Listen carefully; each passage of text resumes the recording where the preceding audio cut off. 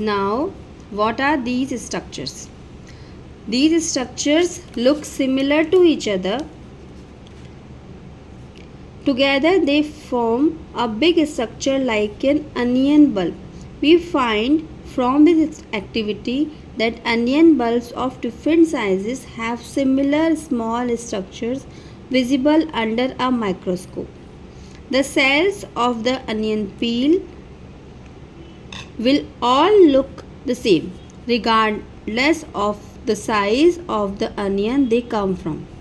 यहाँ पे आप एक चीज़ कह सकते हो कि आप कितना बड़ा भी अनियन लेते हो या छोटा अनियन लेते हो या किसी भी साइज़ का पीस कट करते हैं अनियन पील का और आप उसकी स्लाइड बनाते हैं, स्ट्रक्चर आपको सेम दिखाई देगा और इसमें कोई चेंज नहीं है। यानी कि अनियन के स्ट्रक्चर के अकॉर्डिंग भी सेल के स्ट्रक्चर में वेरिएशन नहीं आता।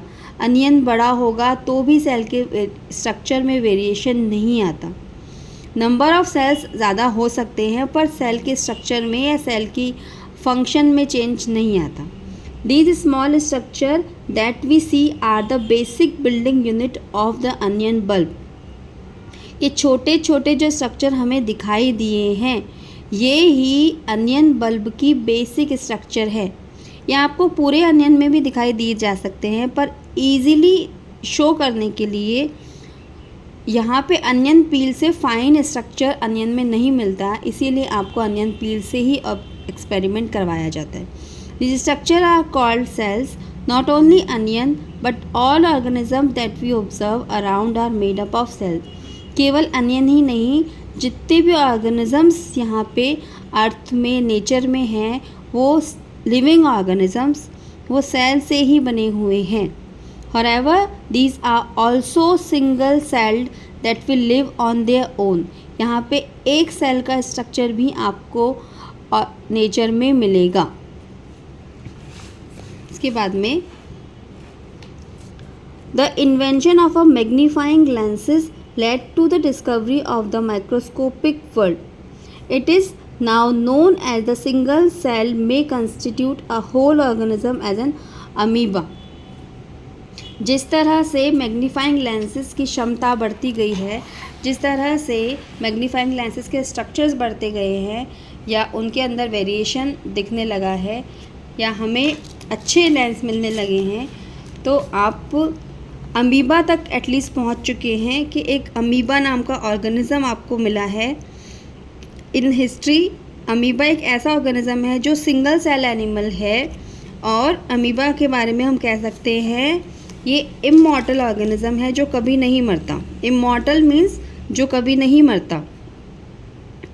इसके बारे में आगे आप और स्टडी करोगे क्योंकि ये अपने सेल डिवीज़न से मल्टीपल अमीबा बनाता है। इस तरह के और भी ऑर्गेनिज़म हैं अमीबा, क्लेमाइडोमोनास, पैरामीशियम, बैक्टीरिया। ये सिंगल सेल एनिमल हैं, प्रिमिटिव सेल एनिमल हैं। This organism are called unicellular organism. Unit means single. On the other hand, many cells group together in a single body and assume different function.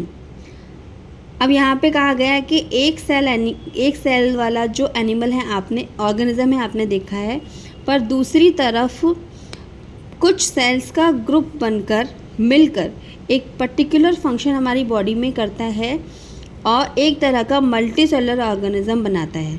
यहाँ multi it means many, such as some fungi, plants and animals. These all are multicellular organism, जिन्हें अभी classified नहीं किया गया है अलग अलग तरह से। आपके चैप्टर के हिसाब से इसका क्लासिफिकेशन हम आगे पढ़ेंगे। Can we find out names of some more unicellular organisms? Yes, nostoc, anabaena और साइनोबैक्टीरिया, ऐसे मल्टीपल ऑर्गेनिज्म ऐसे हैं जो कि यूनिसेलुलर ऑर्गेनिजम्स हैं। Even multicellular organism has come from a single cell. Multiple cell organism भी एक सिंगल सेल से ही बने हैं क्योंकि सिंगल सेल ही एक फंक्शनल यूनिट है। तो सेल्स के अरेंजमेंट से, सेल्स के कनेक्ट होने से, सेल्स के ग्रुप में बंटने से ही मल्टीसेल ऑर्गेनिजम्स बने हैं। How cells divide to produce cells of their own? किस तरह सेल खुद से ही डिवाइड करके नई सेल बनाती है, इसके बारे में भी आपको आगे पढ़ाया जाएगा इसी चैप्टर में। All cells that come from pre existing cells. According to cell theory, जो नई सेल बनेगी वो पुरानी सेल से ही बनेगी। ठीक है, इस चीज़ को आगे लेसन में हम डिस्कस करेंगे।